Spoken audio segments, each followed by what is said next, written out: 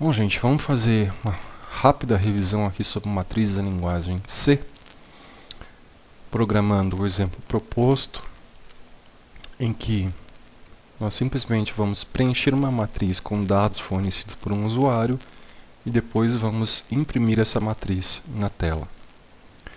Então eu vou começar aqui um arquivo novo, um arquivo vazio, um empty file.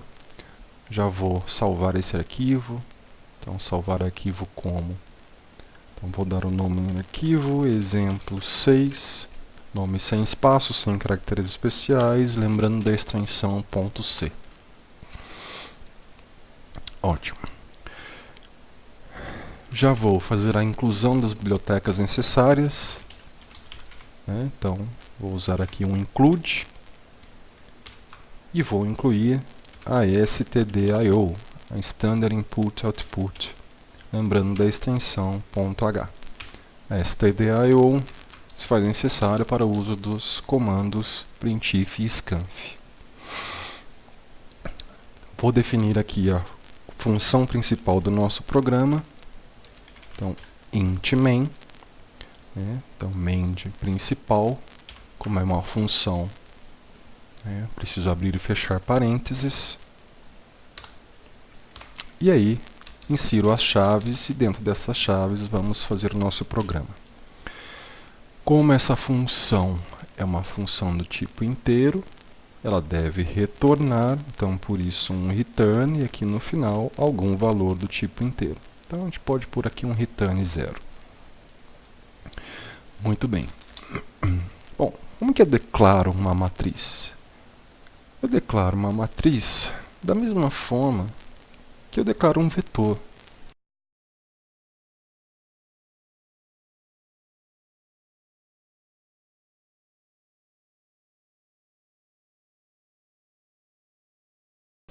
Então eu preciso dizer de que tipo são os dados que serão armazenados naquela matriz.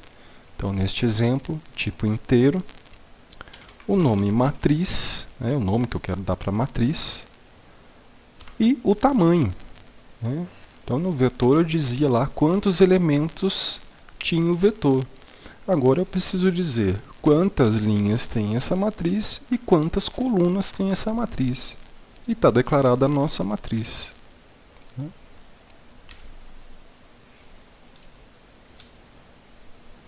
Eu vou aqui já declarar outras variáveis para serem meus contadores, né, nos loops que eu vou precisar fazer. E eu vou colocar aqui também uma variável que eu chamei de valor. Muito bem. Bom, como que eu começo preenchendo essa matriz?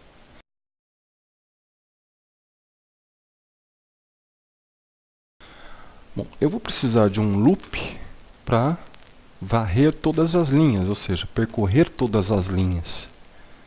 Então eu vou precisar aqui de um for, né, porque eu sei quantas linhas tem a matriz. Então eu uso uma estrutura de repetição, né, própria para um número finito de repetições, né. Então para isso eu uso um for. O meu contador de linhas, né, eu vou usar i para contar linhas, começando em 0. Lembrando, índices em linguagem C, de vetores e matrizes, começa em 0. Então a primeira linha não é a linha 1, é a linha 0. Preciso da condição de parada, então i começa em 0 e vai até que valor?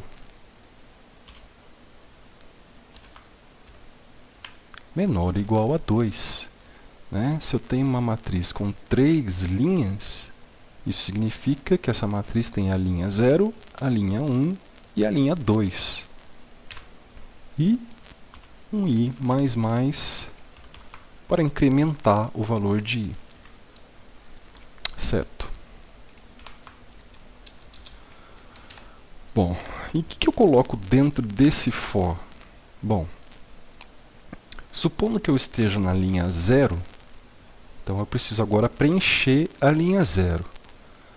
Na linha 0, eu tenho a posição 0, 1, desculpa, 0, 0, né, correspondente à linha 0, coluna 0. 0, 1, correspondente à linha 0, coluna 1. E 0, 2, correspondente à linha 0, coluna 2. Então, a linha é fixa, em 0. O que variou foi a coluna. Então, agora eu preciso fazer uma outra estrutura de repetição justamente para eu percorrer a coluna. Então, eu vou precisar de um outro for. J, para ser meu contador de coluna, também começando em 0, também indo até 2, J++. Legal. Bom, agora sim eu vou ler os valores informados pelo usuário, né, e salvar isso na matriz. Né? Então eu vou dar aqui um printf.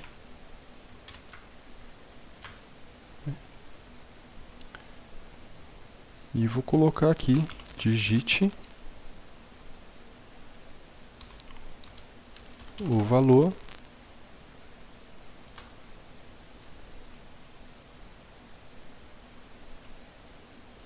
para linha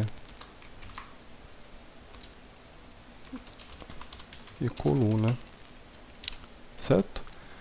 Então eu quero que nessa mensagem, né, entre aspas duplas, apareça, né, para que linha e coluna eu estou inserindo um valor.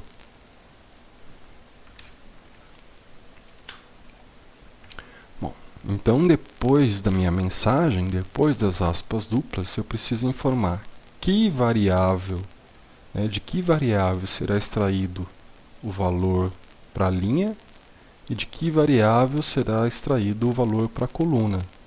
Bom, aqui no porcentagem faltou, né? Faltou o i, porque a variável que armazena as informações de linha e coluna são o i e j, que são inteiros. Bom, então aqui eu vou informar i e j, né? i, j. Ponto e vírgula para encerrar a instrução. Certo. Vou usar agora um scanf, justamente para ler a informação do tipo inteiro informada pelo usuário e salvar isso no endereço de valor. Por fim,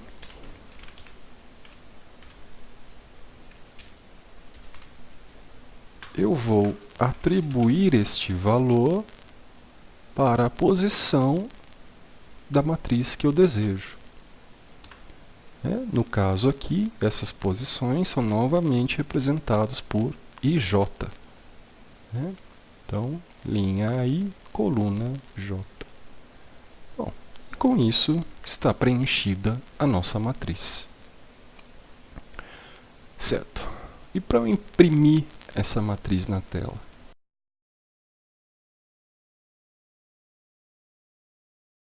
Bom, para imprimir essa matriz na tela, não tem um único comando que faça isso, né? Assim como não tinha para vetores. Então eu preciso percorrer toda a matriz, imprimindo elemento a elemento na tela. E como é que eu faço isso? Bom, para percorrer toda a matriz, eu vou novamente precisar percorrer todas as linhas. Então tem um for aqui para isso. E percorrer todas as colunas. Então tem um outro for aqui para isso. Pois bem. E eu vou dar um print do quê? Eu vou dar um print justamente do elemento, né? Por aqui, porcentagem i, né? No lugar desse porcentagem i, eu quero que apareça justamente o elemento para cada linha e cada coluna. Então, à medida que I e J vai variando, eu consigo imprimir na tela, né, cada elemento da matriz, né, de cada linha I e cada coluna J.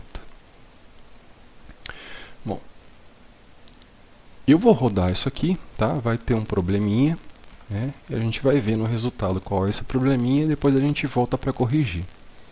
Então eu vou aqui mandar compilar e rodar. Então ele está me pedindo os valores aqui, né? A nossa matriz é 3×3. Então eu vou ter que digitar 9 valores. Vou digitar 1 para a primeira linha. A primeira linha eu vou preencher só com números 2 e a terceira linha com o número 3.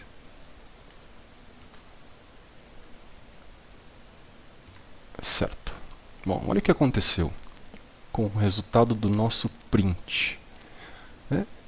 Ficou tudo junto, numa linha só, né? Sem espaço nenhum entre os números e também, né, não se pulou linha, né, de uma linha da matriz para outra, né? Então da linha com elementos 1, 1, 1 para a linha com elemento 2, 2, 2 eu quero pular uma linha. Bom, eu tenho que programar isso.